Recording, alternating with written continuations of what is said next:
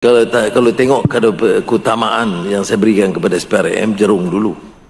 Tetapi tidak bermakna kita harus biarkan ikan bilis itu merayap sehingga jadi shoal sampai terlalu besar. Tapi seperti bila sudah tahu pengalaman kita, jerung itu lebih mencabar.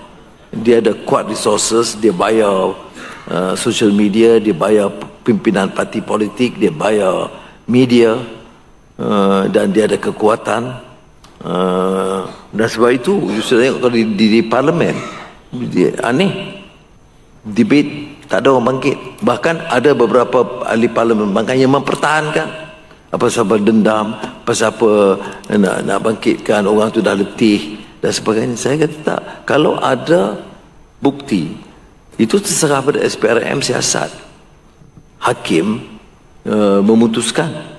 Bukan urusan saya.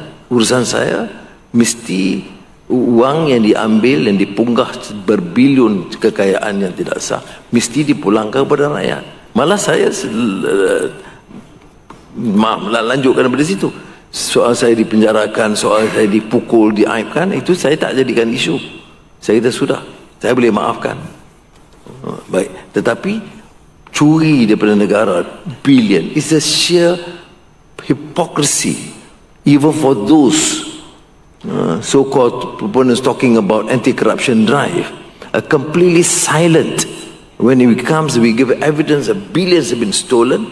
How do you explain yourself? You ada 2 bilion, 4 bilion, and then no issue. Dia tidak menimbulkan kemarahan pada rakyat, dia tidak jadi debate dalam parlimen, tidak jadi isu, melainkan untuk mempertahankan. Sebab itu saya ambil putusan, saya teruskan, ya. Walaupun saya tahu tidak mudah. Selalu saya bayangkan kepada kawan-kawan, saya boleh tahu, saya fikir semasa saya di pembangkang untuk masa muda, saya fikir kalau kita tegas, bersihkan, tak ambil gaji, tunjuk kita tolong rakyat, bantras korupsi yang besar, orang semua sokong. Tak semua sokong.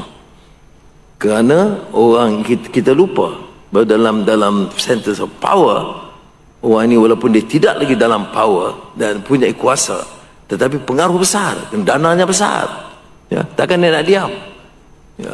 Jadi tengok, tapi walaupun ketua SPRM itu kadang-kadang jadi kontroversial, tapi tak boleh nafikan dalam sejarah kita belum pernah ada tindakan seberani ini sekarang. Bukan saja itu, kalau lihat PDRM, saya puji keberanian PDRM walaupun tidak dihebahkan.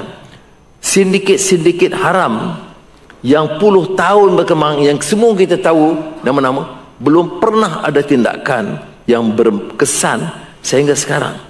So kita dalam pemerintahan ini melawan sindiket, melawan penyeludupan, melawan perosa-perosa besar, kerana kita kena bagi mesej yang clear. Kalau kita nak ambil tindakan kecil-kecil, kita ambil juga, ada pegawai ke polis, kami kecil-kecil kena juga. Tetapi yang besar macam mana dilepaskan? Aneh gitu kan.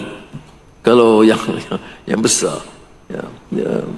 Dan kalau kita percaya, saya punya cadangan, kalau dalam 2-3 tahun kita drive, dan tadi dicadangkan kalau nak perkukuhkan lagi SPRM atau badan-badan penguasaan, saya tidak ada halangan. Saya ingat kalau boleh dalam 2-3 tahun we clean up the mess. Message clear, you menteri ke, you KSU ke, KP ke, kalau you nampak salah laku, we'll go after you.